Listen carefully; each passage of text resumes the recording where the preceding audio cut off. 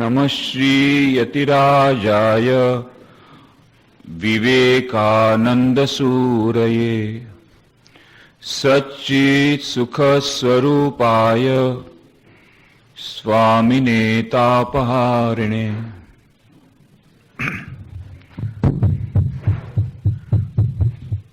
वाला विद्यार्थी मित्रों, तमारा सौનું आ महान स्थળ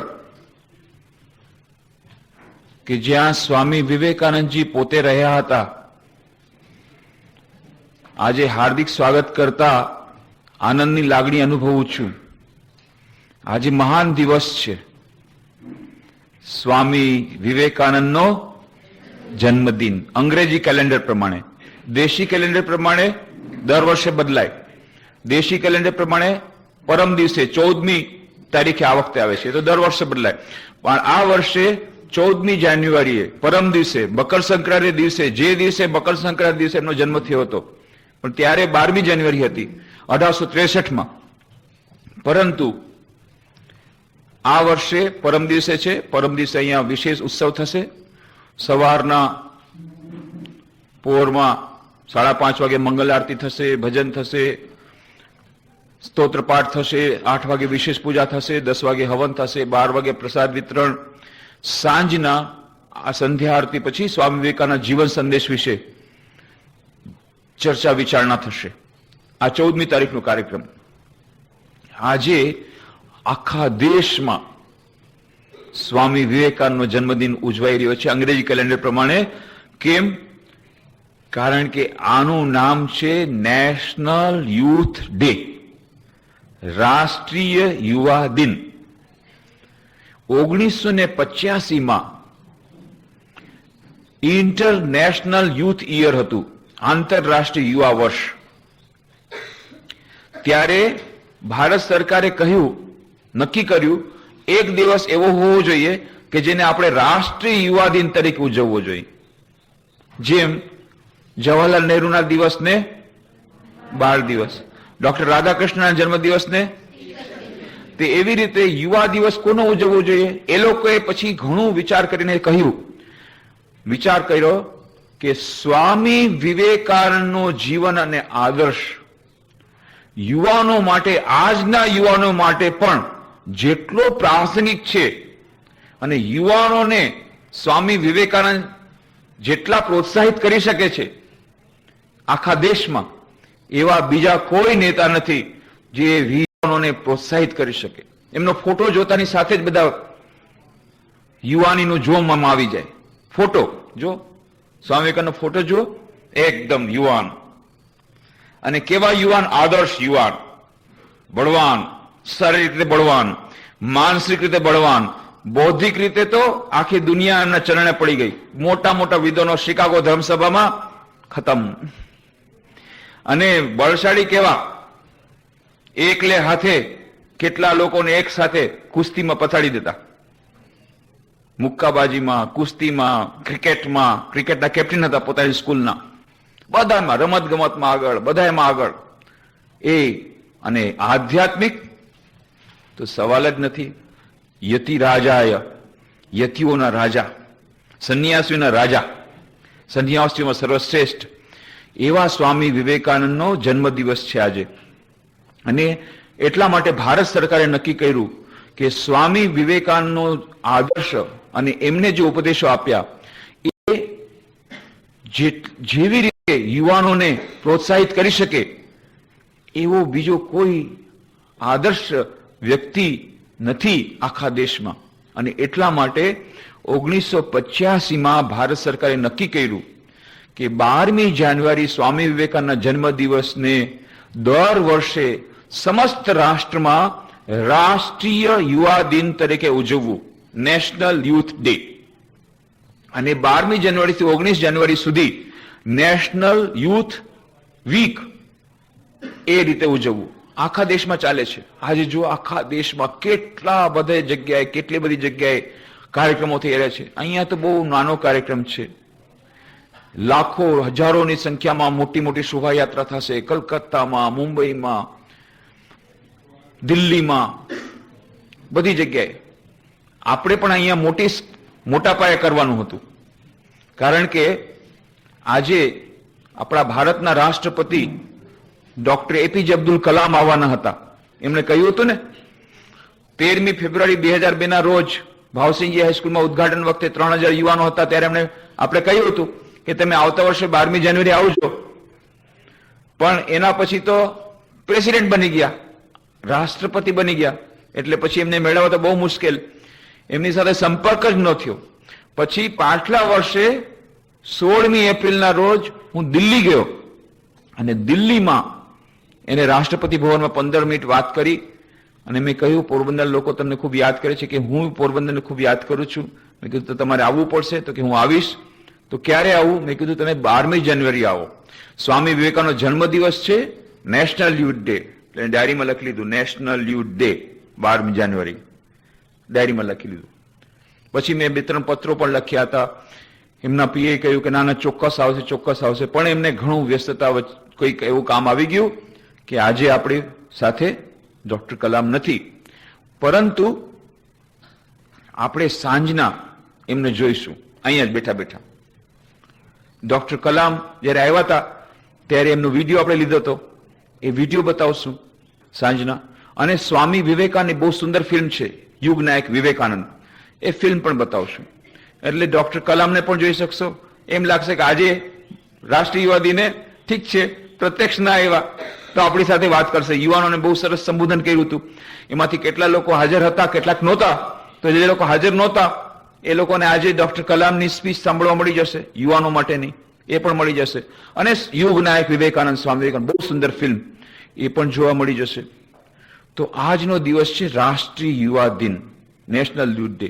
એટલે આપણે મોટા પાયે નથી રાખ્યું, નાના પાયે રાખ્યું છે. બહુ ઓછા યુવાનો છે અને ઓછા એટલા માટે બોલાવ્યા કે જેથી આપણે આ હોલમાં સમાવી શકીએ. હોલ નાનો છે, મોટો હોલ હજી થયો નથી, થશે 1 વર્ષની અંદર કદાચ થઈ જશે. આ પાછળમાં જે જમીનમાં પાછલા વખતે જે દર વખતે યુથ કન્વેન્શન થાય છે જમીન, એ સરકારે હવે એની વિધિવત સોંપણી કરી દીધી છે આપણને. અને ત્યાં Vivekananda institute of value education and culture, એક શૈક્ષણિક સંસ્થા હવે પ્રારંભ કરવાના છીએ. એ શૈક્ષણિક સંસ્થા કેવી જાતની રહેશે? સ્કૂલ કોલેજ નહીં. એમને પાછળ બેસાડો ને ભટ્ટ સાહેબ, બધાને પાછળ બેસાડી દો. પાછળ એમના માટે જગ્યા રાખી છે, પેરેન્ટ્સ માટે લાસ્ટમાં.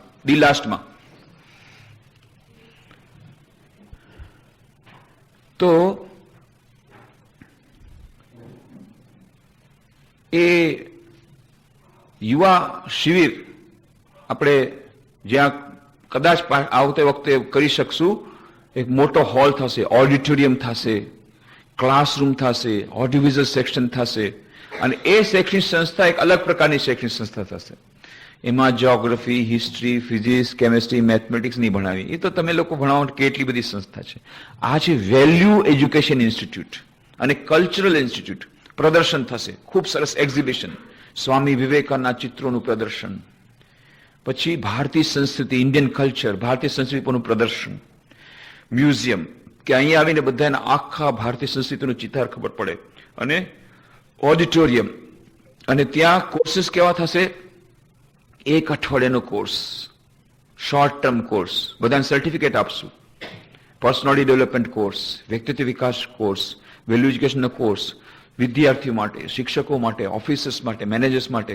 અને ફેકલ્ટી આખા વિદેશમાંથી, દેશમાંથી, આખા દુનિયામાંથી લાવશું.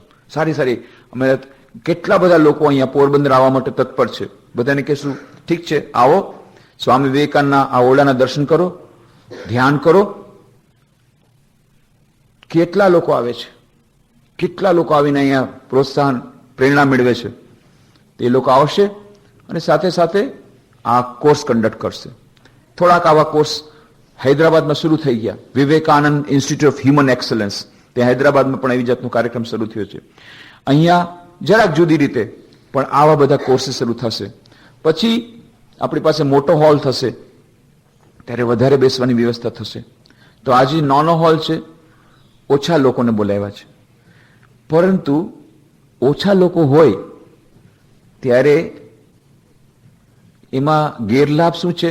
ઓછા લોકોને આપણો સંદેશો પહોંચે. અને લાભ શું છે? લાભ શું છે? જ્યારે ક્વોન્ટિટી ઓછી હોય ત્યારે ક્વોલિટી સુધરી જાય. જો અત્યારે તમે કેટલા શાંત બેઠા છો, ચૂપચાપ બેઠા છો, એકદમ લાગે જાણે ધ્યાન કરી રહ્યા છો, અને ત્યાં એકદમ અવાજ અવાજ અવાજ. આટલા બધામાંથી તમે આટલા જ આવ્યા છો. ઘેટાનું દળ હોય, સિંહનું દળ ન હોય. તો આજે તમે ક્વોલિટી બહુ સરસ છે. એટલે અમે વિચાર કર્યો, જ્યારે ઓછા લોકો હોય ત્યારે એનો લાભ શું છે? પ્રાઇવેટ વાતો કહી શકાય. પબ્લિક વાતો પબ્લિકમાં થાય ને પ્રાઇવેટ વાતો પ્રાઇવેટમાં થાય. તો તમારી સાથે આજે પ્રાઇવેટ વાતો કરશું, પણ તમારે બીજા કોઈને કહેવાનું નહીં. હા, જેને તમે સમજો કે એની વાત સમજી શકશે. આપણે મુખ્ય વાત છે, એવું નથી કે એમાં બધાને કહેવા નથી માંગતા, પણ બધા ગ્રહણ કરવાની શક્તિ નથી, અને પછી ગેરસમજ ઊભી થાય એટલા માટે નથી કહેતા. એવું પ્રાઇવેટ નથી કે એનાથી કઈ નુકસાન. પરંતુ તમે એક માણસને 40 લાડવા મોટા મોટા આપી દો નાના બાળકને, 8 વર્ષના બાળકને, શું થાય? હે? મરી જાય, જીવતો જ ન રહે. જરાક મોટો માણસ થાય, 16 વર્ષનો યુવાન થાય, દંડ બેઠક કરે જોરદાર, પછી તમે લાડવા ખવડાવો. એવી રીતે બધાની કેપેસિટી નથી, તમારી કેપેસિટી છે. આજે હું જે કઈ વાતો કહીશ જરાક હાઈ લેવલની કરીશ, થોડીક, તો તમે સમજી શકશો, તમે પચાવી શકશો. પણ તમારું આ ઓર્ડિનરી વાયર હોય, આમાં કેટલા વોટની ઇલેક્ટ્રિસિટી ચાલે છે? હે? 220. હવે એમાંથી તમે 440 વોટની ઇલેક્ટ્રિસિટી મોકલો, શું થાય? બળી જાય. એવી જ રીતે તમે બધા અહીંયા છો, 440 વોટ વાળા છો, પાવરફુલ છો. કેમ? આમાંથી મોટા ભાગે તમે લોકોએ તો પ્રતિયોગિતામાં ભાગ લીધો હતો. સ્વામી વિવેકાનંદની ચોપડી વાંચી હતી. સ્વામી વિવેકાનંદ પ્રતિયોગિતામાં ભાગ શા માટે લીધો? કારણ કે સ્વામી વિવેકાનંદ પ્રત્યે તમને થોડીક શ્રદ્ધા છે, વધારે નહીં તો થોડીક તો છે. નહીં તો તમે ભાગ શું કરા લ્યો? આટલી બધી તકલીફ શું કરા લ્યો? અને આટલી બધી ચોપડી શા માટે વાંચો? કેટલા બધાને અમે તો આપી હતી. તો તમારી ક્વોલિટી બેટર છે. 440 વોટનો વાયર છે, એટલે હું એમાં ઇલેક્ટ્રિસિટી મોકલી શકીશ. વાયર બળશે નહીં, મને ખાતરી છે. તૈયાર હેવી ડોઝ માટે? આજે આપણે ખૂબ અત્યાર સુધી ઉપરની વાતો કરતા હતા. આજે આપણે અંદર જઈશું, ડીપમાં. સ્વામી વિવેકાનંદનું વ્યક્તિત્વને સમજવાનો પ્રયત્ન કરશું. ખરેખર સ્વામી વિવેકાનંદનો સંદેશો શું હતો, ખાસ કરીને યુવાનો માટે, અને એને આપણે પોતાના જીવનમાં કેવી રીતે ઉતારી શકીએ, એના માટે શું કરવું જોઈએ, અને એના માટે જે કરવું જોઈએ એનો પ્રારંભ કેવી રીતે થાય, એના માટેનો આખો ને આખો બ્લુપ્રિન્ટ જ નહીં, સાથે સાથે એની ટેકનિક એ પણ આજે તમને શીખવાડી દેશું. સૌથી પહેલા આપણે પ્રાર્થનાથી શરૂ કરીએ. હું બોલાવીશ, તમે લોકો બોલજો, બરાબર? પ્રાર્થનાથી શરૂ કરીએ.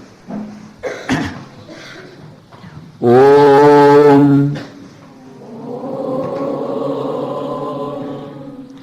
અસતો મા સદ્ગમય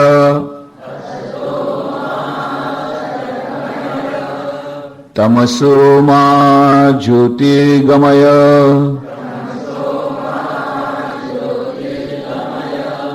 મૃત્યોર્મા અમૃતમ ગમય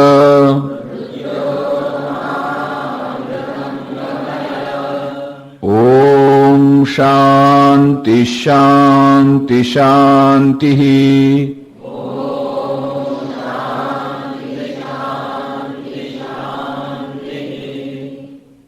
આ શ્લોક તમે બધાએ ખબર છે, એનો અર્થ ખબર છે?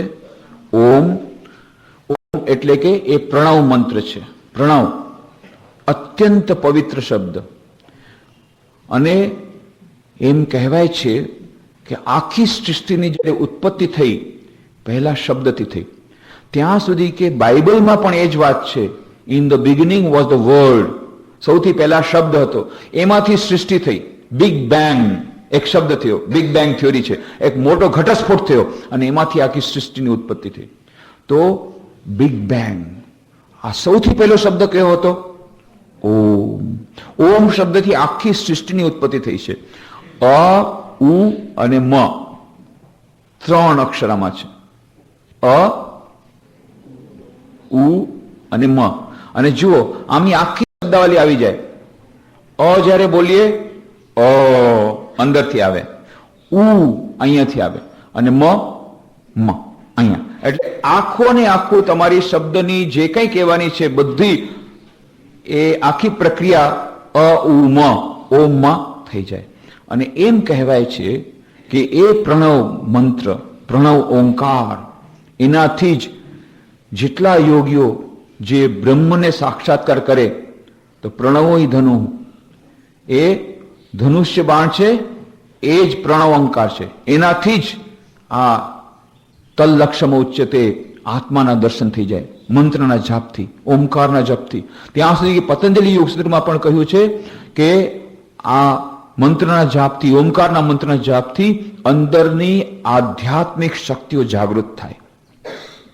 ત્યાં સુધી એમ કહ્યું છે એવમ એકાક્ષરમ બ્રહ્મ, એ જે પરબ્રહ્મ, પરમ તત્વ, બિયોન્ડ ટાઈમ, સ્પેસ એન્ડ કોઝિશન, સમય, કાળ અને કારણની મર્યાદાની પરે જે એબ્સોલ્યુટ તત્વ છે, સૌથી મહાનમાં મહાન તત્વ, એબ્સોલ્યુટ તત્વ, નિર્ગુણ નિરાકાર પરબ્રહ્મ જે તમે કહો, એનું વાચક છે શબ્દ ઓમ. આવો એ મહાન શબ્દ છે. અને ઓમકારના જપથી શું થાય? ઓમકારના જપથી આપણા ઉપનિષદમાં કહ્યું, જેને જે જોઈએ એ મળે. તમે એકવાર ઓમકારના મંત્રનો જાપ કરવામાં જો પારંગત થઈ જાઓ અને દરરોજ ઓમના જપ કરો તો શું થાય? યથેચ ઇચ્છસી તથા પ્રાપ્યસી. જેને જે જોઈએ એ મળી જાય. સૌથી પહેલા ફક્ત કહે છે અનો જપ સરખી રીતે કરવાથી આ પૃથ્વી, આ વિશ્વ જે કંઈ આપણે જોઈએ છે, સચરાચર વિશ્વ, એના તમે રાજા બની જાઓ.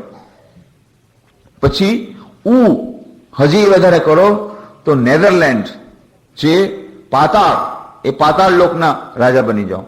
અને મ સ્વર્ગના રાજા બની જાઓ. આ સિમ્બોલિક છે, પણ કહેવાનો અર્થ છે કે તમે જે ઇફિશિયન્સી, આપણી દૈનિક જીવનમાં જે આપણને ઇફિશિયન્સી જોઈએ, કાર્યક્ષમતા જોઈએ, એ વધી જાય. હજી આગળ વધો તો વિદ્વાનોમાં તમે રાજા બની જાઓ. અને એનાથી હજી આગળ જઈએ તો આધ્યાત્મિક સંતોમાં તમે આગળ વધી જાઓ. તો ઓમકારના જપથી આપણી આંતરિક શક્તિઓ જ્યારે જાગૃત થાય, દૈનિક જીવનમાં સફળતા મળે,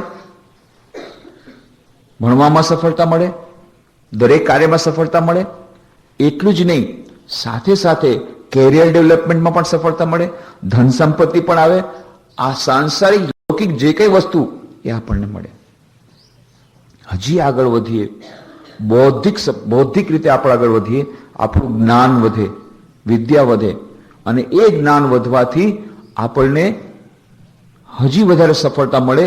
ફક્ત આ લોકમાં નહીં, જેને આપણે સંસાર કહીએ છીએ, દૈનિક જીવનમાં, એટલું જ નહીં, પરંતુ બૌદ્ધિક જીવનમાં. અને એનાથી આગળ વધીએ તો આધ્યાત્મિક જીવનમાં અનંત સુખ, અનંત જ્ઞાન, અનંત આનંદની પ્રાપ્તિ થાય. ઓમ. પછી અસતોમાં સદગમય, હે પ્રભુ અસત્યમાયથી મને સત્ય તરફ લઈ જા. તમસોમાં જ્યોતિર્ગમય, ઊંડા અંધારેથી પ્રકાશ તરફ તું અમને લઈ જા, જ્ઞાનના પ્રકાશ તરફ. અજ્ઞાનના અંધકારમાં આપણે છીએ, તમે કહો છો હું ક્યાં અજ્ઞાનના અંધકારમાં છું, મને તો કેટલું બધું જ્ઞાન છે, જ્યોગ્રાફી, હિસ્ટ્રી બધું મને આવડે છે, આમાં મને 100માંથી 90 મળ્યા, આમાં મને 95 મળ્યા, હું તો બહુ જ્ઞાની છું. આ જ્ઞાનની વાત નથી, આધ્યાત્મિક જ્ઞાન. આપણે આખી દુનિયાનું જ્ઞાન છે, બધું જાણીએ છીએ. આકાશ વિશે જાણીએ, પૃથ્વી વિશે જાણીએ, પછી ભૂગોળ જાણીએ, ઇતિહાસ જાણીએ, બધું જ્ઞાન છે, પણ પોતાના વિશે જ્ઞાન નથી. હું કોણ છું? સોક્રેટિસે કહ્યું ને, નો થાય સેલ્ફ. એ જાણો છો? હું કોણ છું? હું કોણ છું? હું અમુક અમુક છું, મારું નામ આમ છે. અચ્છા. પછી તમે કોણ છો? હું અમુક નો પુત્ર છું, અમુકની પુત્રી છું. અચ્છા, હજી આગળ વધો. ના, હું ફલાણા ધોરણમાં ભણું છું. તમે કોણ છો? એનાથી આગળ વધો. બસ આટલું જ. તો તમે કોણ છો? શરીર છો. તો જો શરીર તમે હો, તમે કહેતા નથી મારું શરીર આજે ખરાબ છે, મારી તબિયત ખરાબ છે, મારું શરીર આજે સારું નથી. તો શરીર તો નથી. તો તમે કોણ છો? તમે મન છો. શરીરની અંદર મન છે, ભલે દેખાતું નથી પણ છે તો ખરું બધાને, છે ને? મન વગરના બહાર નીકળી જજો. જેનું માઇન્ડ નથી, માઇન્ડલેસ, મેન્ટલ હોસ્પિટલમાં. તો મન તો છે, બધાને છે, દેખાતું નથી તોય છે ને? તો તો તમે મન છો. કયો છે ને કે આજુ મારું મન ખરાબ છે, એટલે તમે મન નથી. પછી તમે બુદ્ધિ છો. તમે કયો છો ને આજે મારી બુદ્ધિ કામ નથી કરતી, એટલે તમે બુદ્ધિ પણ નથી. તો તમે દેહ નથી, મન નથી, બુદ્ધિ નથી. અહંકાર. આજે તો મારો અહંકાર બહુ વધી ગયો એટલે મારાથી ગુસ્સો થઈ ગયો, એટલે તમે અહંકાર પણ નથી. તો મન, બુદ્ધિ, ચિત્ત, અહંકાર. તો તમે કોણ છો? એ આત્મા એટલે શું? આત્મા એટલે શું? કેવો હોય? કેવો હોય?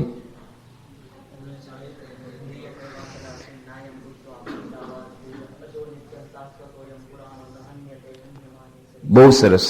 તો ગીતામાં કહ્યું છે કે આ છે જેનો કોઈ દિવસ નાશ ન થાય, અવિનાશી, અજન્મા અને અવિનાશી. જેનો જન્મ છે એનો વિનાશ જરૂર થશે, પરંતુ એ મારું જે સ્વરૂપ છે એ અત્યારે એનો મને ભાસ છે? નથી. છે? અજ્ઞાનના અંધકારમાં આપણે છીએ. એટલે ઊંડા અંધારેથી તું અમને પ્રકાશ તરફ લઈ જા, જ્ઞાનના પ્રકાશ તરફ. એ જ્ઞાનનો પ્રકાશ આવે તો શું થાય? ચિદાનંદ રૂપો શિવોહમ શિવોહમ. હું એ જ બ્રહ્મ સ્વરૂપ છું, હું એ જ આત્મા સ્વરૂપ છું.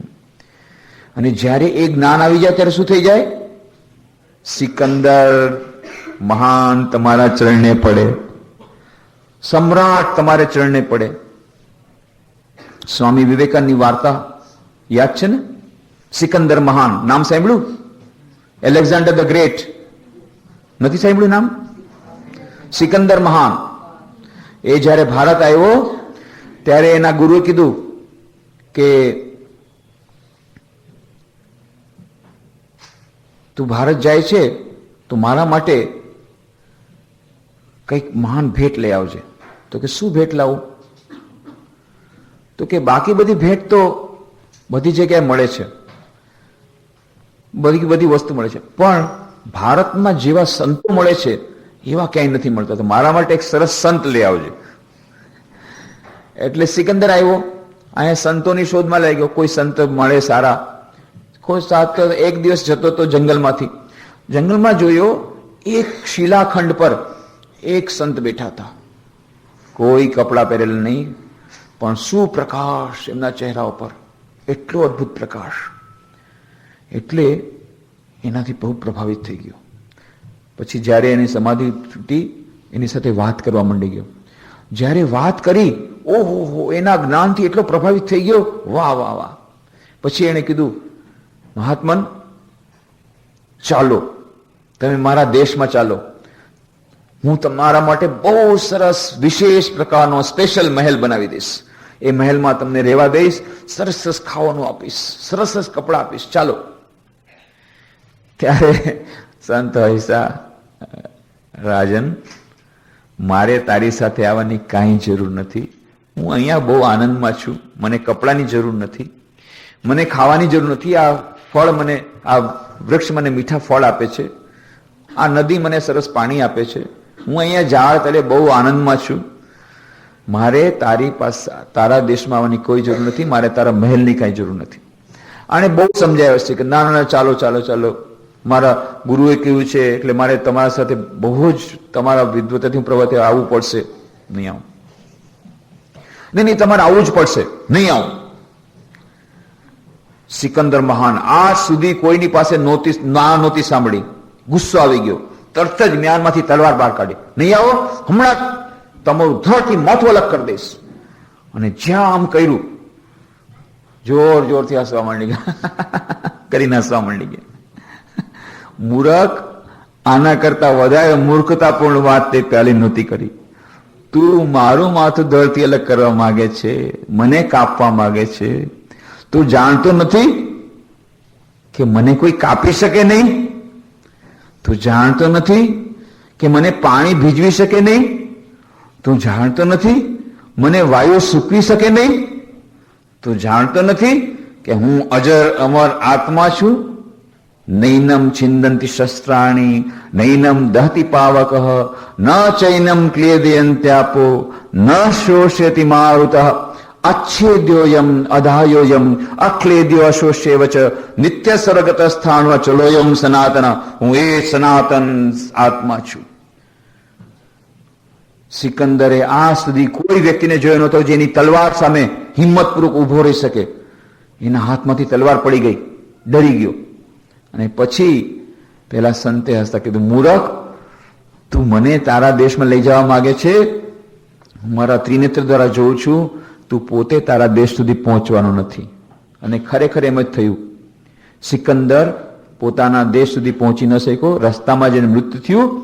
અને જ્યારે મૃત્યુ થયું ત્યારે કબરમાં એને દફનાવવામાં આવ્યો, ત્યારે એને કીધું, મારા બે હાથ આમ રાખજો, જેથી બધાને ખબર પડે સિકંદરે આખા વિશ્વનો વિજય કર્યો, પણ ખાલી હાથે પાછો ગયો, કાંઈ સાથે આવવાનું નથી.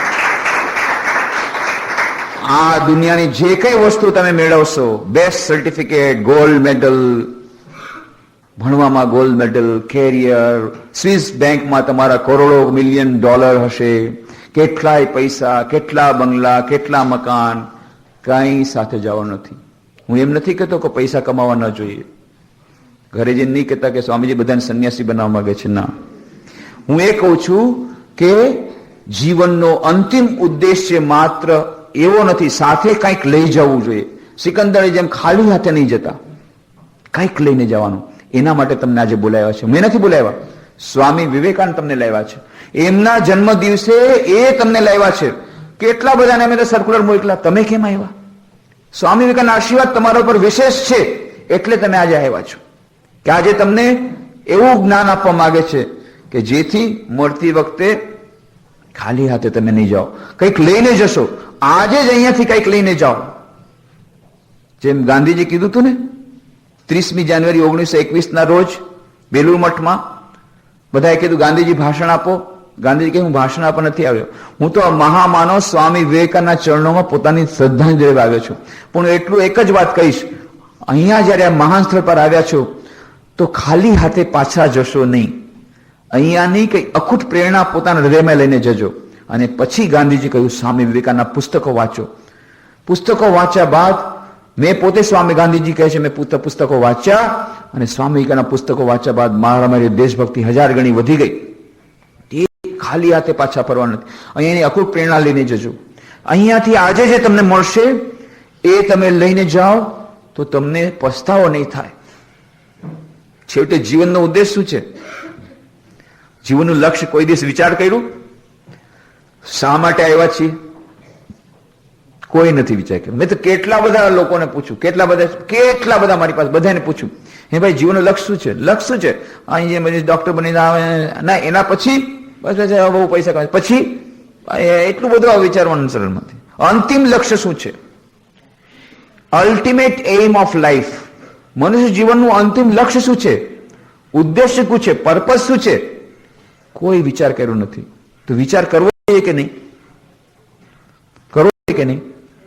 તમે જયારે મોટર ગાડીમાં બેઠા ત્યારે પેલા પૂછવું જોઈએ ને ડ્રાઈવરને, કેવું જોઈએ ડ્રાઈવરને કે તો આ તરફ મારે અહીં જવું છે, કે પહોંચ્યા પછી કેવું છે ક્યાં જવું છે. બેસી ગયા, જલ્દી જલ્દી જલ્દી જલ્દી, fast speed speed speed, 120 150 kilometre ચાલ્યા. ક્યાં પહોંચી ગયા? ભુજ. મારે તો અમદાવાદ જવું, એટલે પણ ભલા માણસ પેલા કેવું જોઈએ ને. પહોંચી ગયા ભુજ, પણ પેલા તો કેવું જોઈએ કે મારે અમદાવાદ જવું છે, તો પેલા ક્યાં જવું છે નક્કી કરો ને પછી ફૂલ સ્પીડમાં ગાડીમાં હર કરો. આપણે બધા શું કરીએ છીએ, આજના યુવાનો, મને ટાઈમ નથી, મારે જલ્દી જવું છે, જલ્દી આ જવું છે, ઓલા કોર્સ કરવા, આ કોર્સ કરવા, કેરિયર ડેવલપમેન્ટ કરવા, આ કરવું, ઓલું કરવું, પણ જવું છે ક્યાં હમણાં વિચારવાનો ટાઈમ નથી. ક્યારે વિચારશો? એ બધું પતી ગયા પછી. પણ પછી પતી ગયા પછી શું ફાયદો? જીવનનો ઉદ્દેશ શું છે, અંતિમ લક્ષ્ય શું છે, મંઝિલ શું છે, જાવું પહોંચવું છે ક્યાં, એ તો પેલા નક્કી કરો, પછી મોટર ગાડીને ફૂલ સ્પીડમાં ચલાવો. આ મુખ્ય વાત એ છે. શા માટે પૃથ્વી પર આવ્યા છીએ આ વિચારવું જોઈએ. કબીરે બહુ સુંદર વાત કરી, જબ તું આયા જગત બોલે ને, અને બાકી બધા હશે, આ બાળક થયો, જન્મથી બધા હશે, બીજો ઓલો બિચારો એકલો રડે, અને ન રડે ને તો બાકી બધા રડે. હે આ રડતો નથી, કઈ પ્રોબ્લેમ છે, મેડિકલ પ્રોબ્લેમ છે, એટલે બીજા ડોક્ટરને બોલાવે, ડોક્ટર ઇન્જેક્શન આપે એટલે ઓલો રડે એટલે પાછા બધા હશે. જબ તું આયા જગત में જગ હસે તું રોએ, આખું જગત હસતું હતું, તું એકલો રડતો હતો. પણ હવે એવું કામ કરો, આખી જિંદગીમાં એવું સરસ કામ કરો, એવું કરીને બતાવો, મરતી વખતે તુમ હસો જગ રોએ. તમે હસતા હસતા મરી જાઓ, તમને જીવનમાં દુઃખ ન રહે. હા, મેં આખી જિંદગીમાં કોઈનું બુરું નથી કર્યું, કોઈનું ખરાબ નથી કર્યું, કોઈને મેં સતાવ્યા નથી, કોઈ ખરાબ કામ નથી કર્યું, કોઈ ભ્રષ્ટાચાર નથી કર્યું, કોઈ ખરાબ કામ નથી કર્યું, કોઈ અસત્યનું આચરણ નથી કર્યું, અને બધાની સેવા કરી છે, ભગવાનનું નામ લીધું છે, ભગવાનનું કામ કર્યું છે, બધાની સેવા કરી છે, અને હવે ભગવાનના ધામમાં આનંદથી જઈ રહ્યો છું, અમૃત તરફ જઈ રહ્યો છું. કેટલો આનંદ છે. તમે હસતા હસતા મરી જાઓ અને બાકી બધા એને રડવા દો, અરે કેટલા માણસ સારા હતા, ચાલ્યા ગયા, લેટ ધેમ વીપ. એ ભલે રડે પણ તમે હસતા હસતા જાઓ. આ છે જીવનનો ઉદ્દેશ. નહીં તો શું થયું ફાયદો?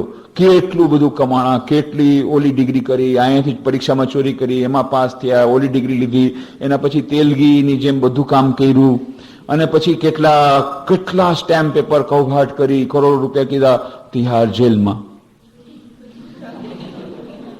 બસ પતી ગયું. પછી સિકંદરની જેમ આખું વિશ્વ પણ કર્યા પછી ખાલી હાથે કબરમાં, કાંઈ સાથે. પરંતુ એનો અર્થ એ નથી કે તમારે કેરિયર ડેવલપ નથી કરવાનું. મને ભૂલ નહીં સમજતા.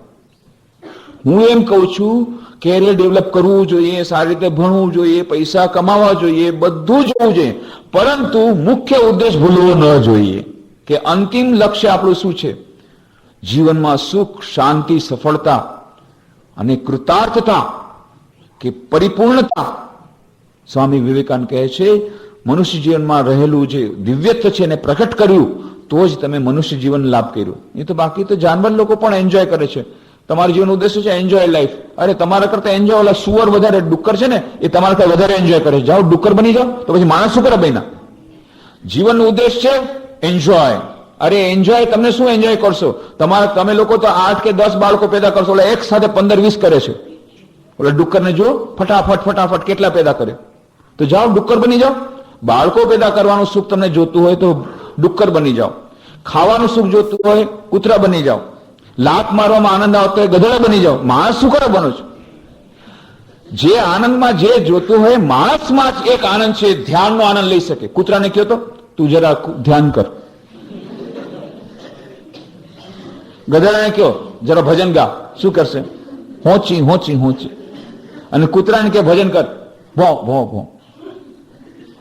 માણસ જ ભજન કરી શકે, ભગવાનનું નામ લઈ શકે, ભગવાનનું ધ્યાન કરી શકે, ઓમકારનો જપ કરી શકે. આ પશુ અને મનુષ્યમાં અંતર છે. પણ આપણે શું કરીએ છીએ? આપણા બધાની પાસે પોકેટમાં કેની ટિકિટ છે? AC first class. AC first ક્લાસની ટિકિટ. આના કરતા મનુષ્યોની સર્વશ્રેષ્ઠ યોની છે. 84 લાખ યોની છે ને, 84 લાખ યોનીમાં આપણા શાસ્ત્રો કહે છે મનુષ્યની સર્વશ્રેષ્ઠ યોની છે. મોડર્ન સાયન્સ કહે છે ના 1 કરોડ 24 લાખ યોની છે. ભલે અત્યારે વધી ગઈ હશે, ક્લોનિંગ યોની થયું કદાચ. 1,24,00,000 યોની છે મોડર્ન સાયન્સ, પણ કહે છે માત્ર મનુષ્ય યોનિમાં જ આધ્યાત્મિક જ્ઞાન પ્રાપ્ત થઈ શકે. આપણા શાસ્ત્રો કહેતા હતા, મોડર્ન સાયન્સ કહે છે. ડાના ઝોઆનું પુસ્તક જો અહીંયા પડ્યું છે, SQ spiritual intelligence, the ultimate intelligence, અને એમાં કહ્યું છે કે IQ is available with all the species. બધા યોની પાસે IQ છે, ઇન્ટેલિજન્સ કોશન્ટ છે. IQ જેને સાધારણ જ્ઞાન કે છે. EQ ઇમોશનલ ઇન્ટેલિજન્સ બધી યોની પાસે નથી, કોઈ યોની પાસે છે. અને SQ spiritual intelligence only with the human being. આ મોડર્ન સાયન્સ કહે છે. એ લોકોએ ન્યુરોલોજીકલી પુરવાર કર્યું છે, ન્યુરોલોજીકલી, ફિઝિયોલોજીકલી, biologically, psychologically, from every point of view, there is a concluding evidence. There is something called SQ, which is the basis of both IQ and EQ. એ જે SQ છે spiritual quotient, એ IQ અને EQ બંનેનો આધાર સ્તંભ છે. અને what is IQ? IQ will tell you how to play the game of life. જીવનની રમત કેવી રીતે રમવી તમને IQ શીખવાડી દેશે.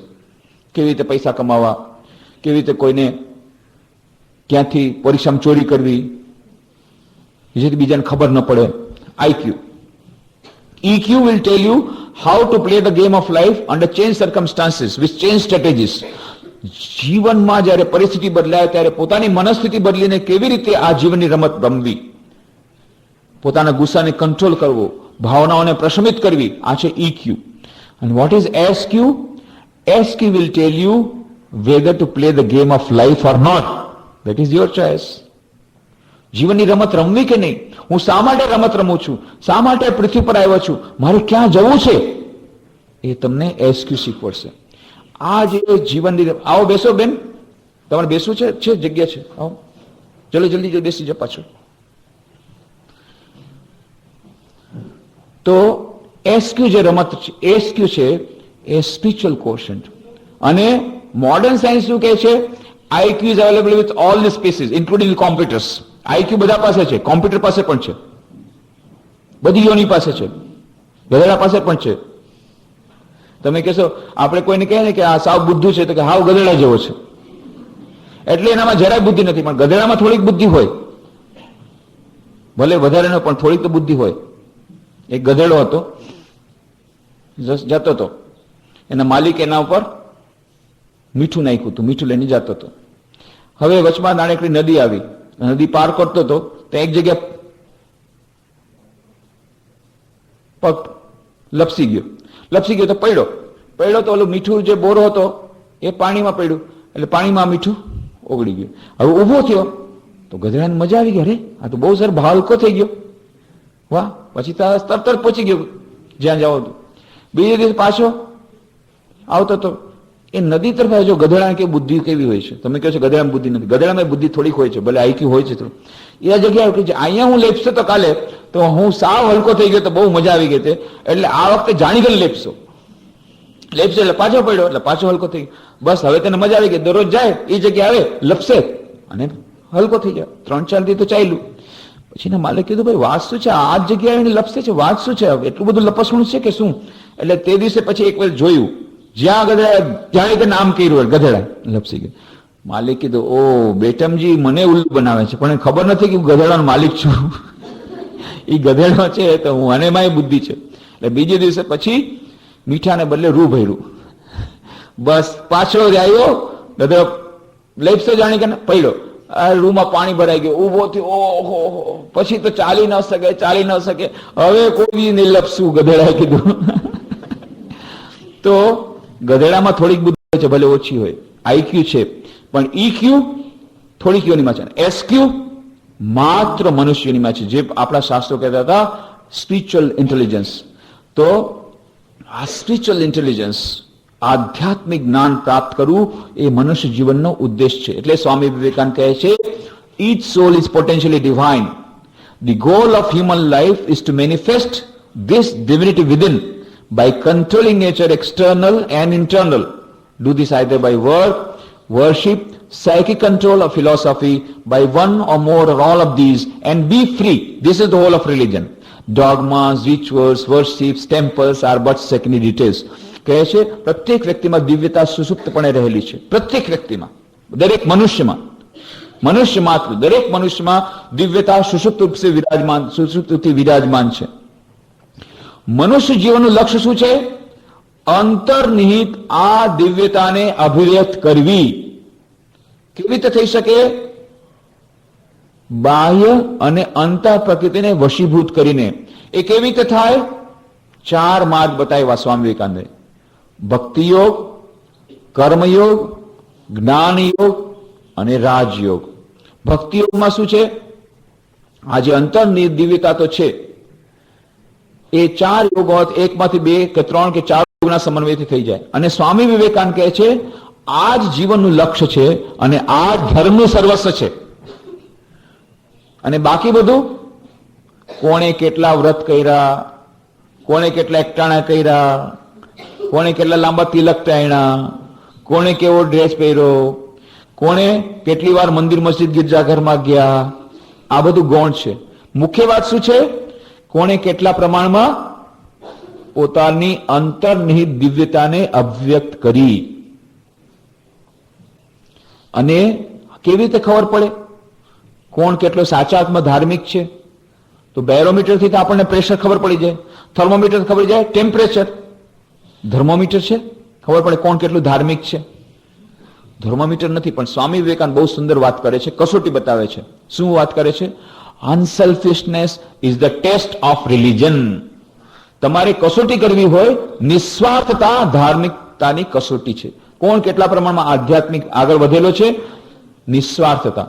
એટલે સ્વામી વિવેકાનંદ કર્મયોગના ગ્રંથમાં કહે છે કોઈ વ્યક્તિએ આખી જિંદગીમાં એક વાર પણ મંદિર મસ્જિદ ગિરજાઘરમાં નહીં ગયો હોય, આખી જિંદગીમાં એક વાર પણ કોઈ ધર્મશાસ્ત્રનો પાઠ નહીં કર્યો હોય, આખી જિંદગીમાં એક વાર પણ એને કોઈ સ્તોત્ર પાઠ નહીં કર્યો હોય, કે કોઈ ધર્મગ્રંથનો પાઠ નહીં કર્યો હોય, કે કોઈ જાતનું આચરણ ન કર્યું હોય, બાહ્ય આડંબર, પરંતુ એનામાં બીજા પ્રત્યે સેવાની એટલી ભાવના આવી ગઈ છે કે બીજાની સેવા કરવા માટે થઈને પોતાની જિંદગી આપવા તૈયાર છે, તો એ દુનિયાનો સૌથી મોટો ધાર્મિક માણસ છે.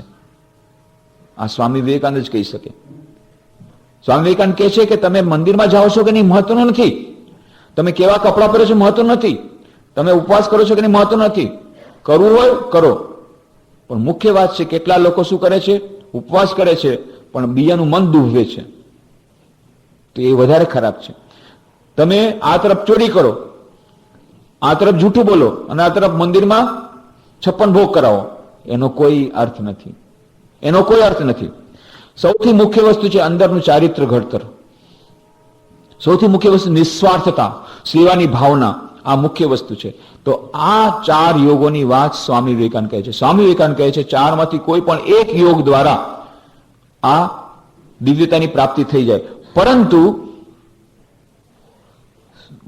સારામાં સારી વસ્તુ શું છે? એ 4 યોગોનો સમન્વય કરી દો. બરાબર ને?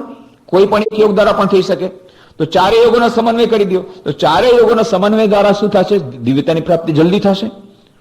જેમ કે આજકાલ મેનેજમેન્ટના ક્ષેત્રમાં શું કહે છે કે તમારે વધારે સફળતા જોતી હોય તો તમારા જેટલા રિસોર્सेस હોય એનું વધારેમાં વધારે તમારે ઉપયોગ કરવો જોઈએ. Maximum utilisation of all the resources, તો તમે પ્રોડક્ટિવિટી વધી જાય, ઇફિશિયન્સી વધી જાય.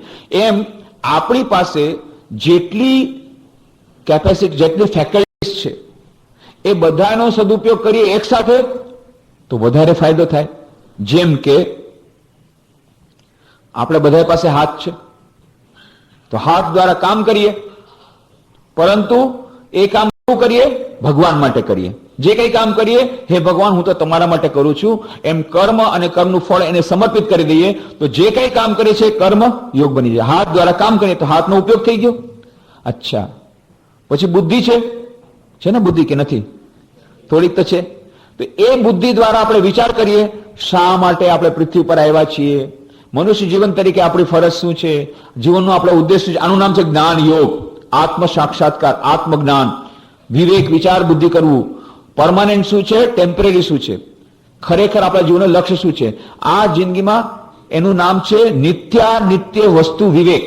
નિત્ય શું છે, અનિત્ય શું છે, એ આપણે વિચાર કરવો છે. તો આ છે નિત્ય વસ્તુ વિવેક. તો આ જ્ઞાન કેવી રીતે આવશે? વિવેક બુદ્ધિ દ્વારા. ખરેખર મનુષ્ય અને પશુમાં આટલું જ અંતર છે. ટેલરડી શાર્ડે મહાન વિદ્વાન થઈ ગયા. એમણે પુસ્તક લખ્યું છે ધ ફિનોમિના ઓફ મેન. એમાં એમણે લખ્યું what is the difference between man and animal. એક મનુષ્ય અને પશુમાં અંતર શું છે? તો કોઈએ કીધું ઇન્ટેલિજન્સ. પશુમાં બુદ્ધિ નથી, મનુષ્યમાં બુદ્ધિ છે. ત્યારે ટેલરડી શાર્ડે કહે છે નોટ નેસેસરીલી સો. કેમ? પછી ઉદાહરણ આપે છે. જુઓ, તમે દૂધ ત્યાં રસોડામાં રાખ્યું છે. સવારના જોયું કે બિલાડી દૂધ ચોરીને પી ગઈ. એટલે બીજે દિવસે તમે શું કર્યું? તમે બુદ્ધિ વાપરી અને દૂધને રસોડામાં ન રાખ્યું, બીજી જગ્યાએ છુપાવીને રાખ્યું. અને પછી જોયું શું કર્યું? બીજે દિવસે જોયું તો શું કર્યું? બિલાડી ત્યાંથી પણ દૂધ ચોરી ગઈ. થાય છે કે નહીં? હું પોતે કહું છું, મેં ત્યાં પ્રસાદ રાખ્યો તો વચમાં એક બિલાડી આવતી હતી, એ પ્રસાદ ખાઈ જતી હતી. એટલે પછી મેં ઉપર રાખ્યો તો ઉપર મેં બિલાડી ફટ એને બધું પછાડીને ખાઈ ગઈ. એને કેવી રીતે ખબર પડી જાય કોણ જાણે? એ લોકોને ઘ્રાણ શક્તિ હોય. પણ ત્યાંથી પણ ઉપાડી ગઈ. તો તમે બુદ્ધિપૂર્વક છુપાવ્યું અને એણે તો પણ ચોરી કરી, તો કોણ બુદ્ધિમાન વધારે? તો બિલાડીમાં પણ બુદ્ધિ છે. તો પછી what is the difference between man and animal? તો પછી અંતર ક્યાં છે? ત્યારે બહુ સુંદર વાત કરે છે ટેલરડી શાર્ડે. While a man knows what he knows, an animal does not know what it knows. મનુષ્ય જાણે છે કે હું શું જાણું છું, પશુ એ જાણતો નથી કે હું શું જાણું છું. બિલાડી એ જાણે છે મારે દૂધની ચોરી કેવી રીતે કરવી, પણ આ દૂધની ચોરી કરવી એ પુણ્ય છે કે પાપ, અને ચોરી કરવાનું જ્ઞાન મારે હોવું જોઈએ કે નહીં, એવું જ્ઞાન એને નથી. પણ મનુષ્ય પાસે જ્ઞાન છે કે ચોરી કરવી જોઈએ કે નહીં. આ જ્ઞાન મારી પાસે છે, જ્ઞાન સારું છે કે ખરાબ, અને પોતાની જાતને જાણવાનું જ્ઞાન, આત્મજ્ઞાન, એ તો ફક્ત મનુષ્યોનીમાં જ છે. એટલા માટે આ મનુષ્યોની પાસે જે અધિકાર છે, જન્મસિદ્ધ અધિકાર છે, અંદરની દિવ્યતાને પ્રગટ કરવી, આ જ્ઞાન દ્વારા આવે. તો જ્ઞાન યોગનો અર્થ શું છે? જ્ઞાન યોગમાં 3 પાસા છે: શ્રવણ, મનન, નિધિધ્યાસન. પહેલા શ્રવણ.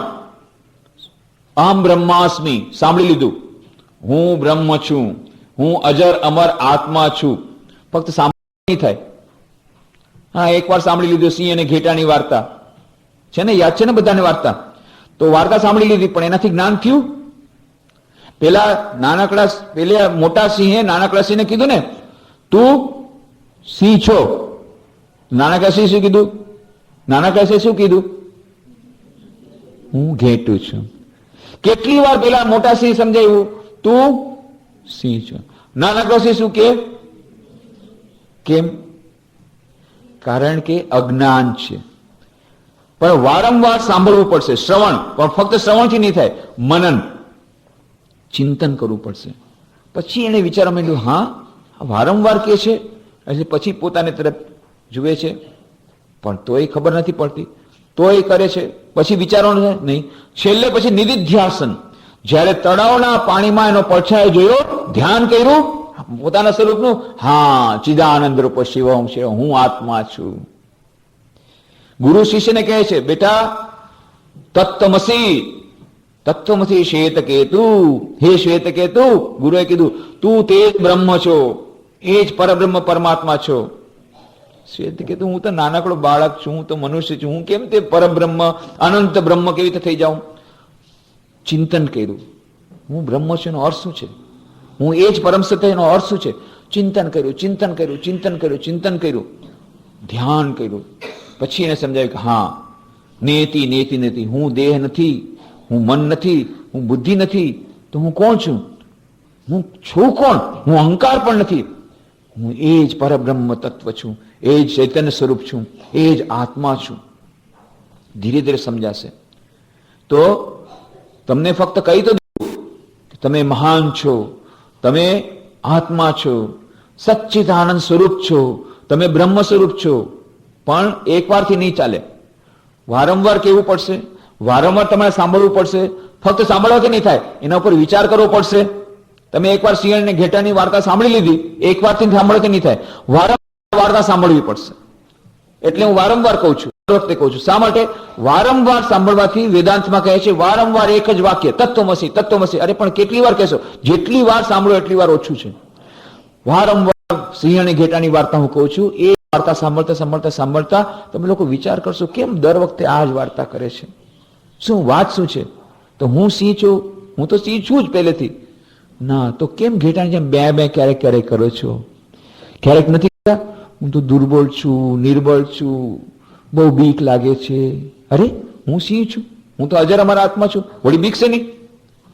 તો આ વસ્તુનો વિચાર કરવો જોઈએ. આનું નામ છે મનન. અને પછી નિધિધ્યાસન, ગાઢ ચિંતન, ધ્યાન. એટલા માટે આ શ્રવણ મનન નિધિધ્યાસન આ છે જ્ઞાન યોગ. તો આપણને બુદ્ધિ આપી છે, બુદ્ધિ દ્વારા આપણે વિચાર કરીએ, આનું નામ છે જ્ઞાન યોગ. સૌથી પહેલા શું કીધું તું? હાથની વાત કરી હતી. હાથ દ્વારા આપણે કામ કરીએ, એ છે કર્મયોગ. પણ એ કર્મયોગ ક્યારે બને? જ્યારે આપણે આ જે કઈ કર્મ કરીએ આપણા હાથ દ્વારા, એ કર્મ ભગવાનને સમર્પિત કરીએ, એનો ફળ પણ સમર્પિત કરીએ, અનાસક્તિપૂર્વક કરીએ, તો એ કર્મયોગ બની જાય. બુદ્ધિ આપે છે, બુદ્ધિ દ્વારા આપણે વિચાર કોણ છું, તો શું થઈ ગયું? જ્ઞાન યોગ. મન પણ છે ને બધા પાસે? મન છે કે નહીં? છે. એ મન દ્વારા જ્યારે મન મેળવ્યું છે, મન દ્વારા ધ્યાન કરો, મનમાં ધ્યાન કરો, તો એ છે રાજયોગ. પતંજલિ યોગ સૂત્રમાં કહ્યું છે અષ્ટાંગ યોગની વાત છે. યમ, નિયમ, આસન, પ્રાણાયામ, પ્રત્યાહાર, ધારણા, ધ્યાન અને સમાધિ. અષ્ટાંગ યોગ. સપ્તમ સોપાન છે ધ્યાન. પહેલા યમ અને નિયમ. યમ એટલે શું? સત્ય, અસ્તેય, બ્રહ્મચર્ય, અપરિગ્રહ, અહિંસા. આ વ્યક્તિત્વ વિકાસ પુસ્તક છે ને મારું તમારી પાસે, એમાં બધું આપેલું છે. એકાગ્રતા પ્રાપ્તિના ઉપાયોમાં બધું મેં આપેલું છે. એકાગ્રતા પ્રાપ્તિના ઉપાયમાં યમ સત્ય, અસ્તેય, બ્રહ્મચર્ય, અપરિગ્રહ, અહિંસા. અને નિયમ શૌચ, સંતોષ, તપ, સ્વાધ્યાય અને ઈશ્વર પ્રણિધાન. આ 5 નિયમ છે. તો આવી રીતે અષ્ટાંગ યોગ છે. આ રાજયોગ. તો મન દ્વારા આપણે ધ્યાન કરીએ, રાજયોગ. અને ચોથી એક વસ્તુ પણ છે આપણી પાસે, છે ને?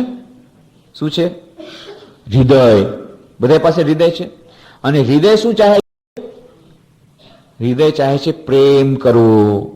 એ પ્રેમ કરવા ચાહે છે. અને પ્રેમ, એને એમ ઈચ્છા છે હૃદયને કોઈને પ્રેમ કરું અને કોઈ મને પ્રેમ કરે, છે ને? બધાની પાસે હૃદય છે. બધાની એવી ઈચ્છા હોય છે ને? પ્રેમ કોને નથી જોતો? બધાને પ્રેમ જોઈએ છે. પ્રેમ કરવો પણ છે, મેળવવો પણ છે. હું કહું છું તમને કેટલો પ્રેમ જોઈએ?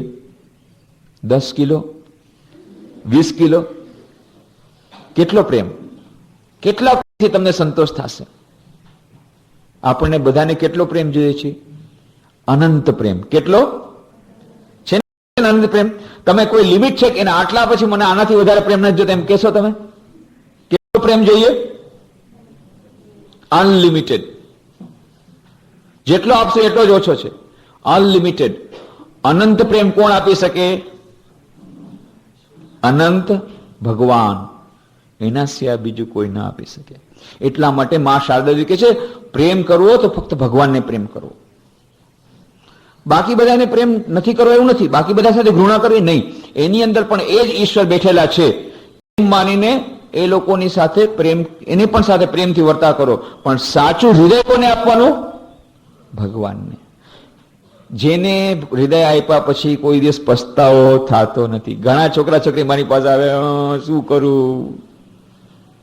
તો કોણે કીધું તું કુવામાં પડવાનું? પ્રેમરૂપી કુવામાં પડે અને પછી ઓલો અંગૂઠો દેખાડીને વયો જાય.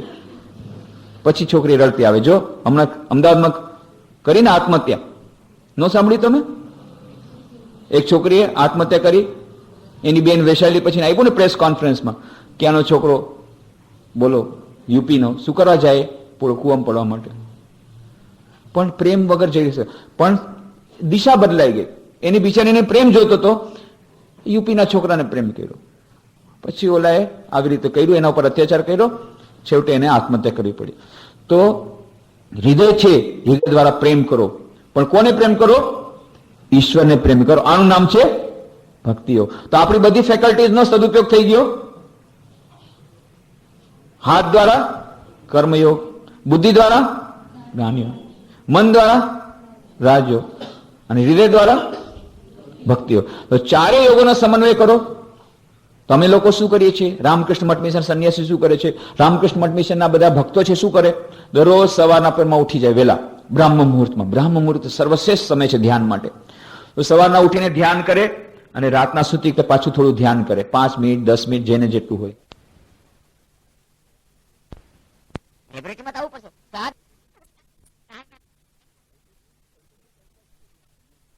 એ શું? ચૈતન્ય એક જ છે, બીજે નથી. અને છેલ્લે સોચા સમજા દેખા ભાલા તુજ જૈસા ન કોઈ ઢૂંઢ નિકાલા અબ યહ સમજ में जफर की आया जो कुछ है સો તું ही है. ઘણું વિચાર્યું, તમારા જેવા ભગવાન કોઈ મળ્યા નહીં, પરમ તત્વ. હે આપણે તો હૃદય દેવા માંગીએ છીએ પણ પાછળથી પસ્તાવો થાય છે નહીં? ક્યારેક ક્યારેક પાછળથી પસ્તાવો થાય છે, અરે શું થઈ ગયું. પણ ભગવાનને પ્રેમ કરવાથી કોઈ દિવસ પસ્તાવો ન થાય. કારણ કે બાકી જગ્યાએ 10 કિલો પ્રેમ આપણે આપીએ અને સામેથી 9 કિલો પ્રેમ મળે એટલે આપણું મન ખરાબ થઈ જાય. પણ ભગવાન કેટલો પ્રેમ આપશે? અનંત પ્રેમ.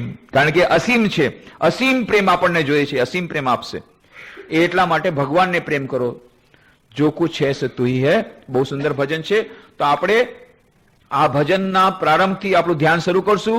ભજન પૂરું થશે, ધ્યાન પૂરું થશે. ધ્યાન વખતે આપણે શું વિચાર કરવાનો? આંખો બંધ કરવાની.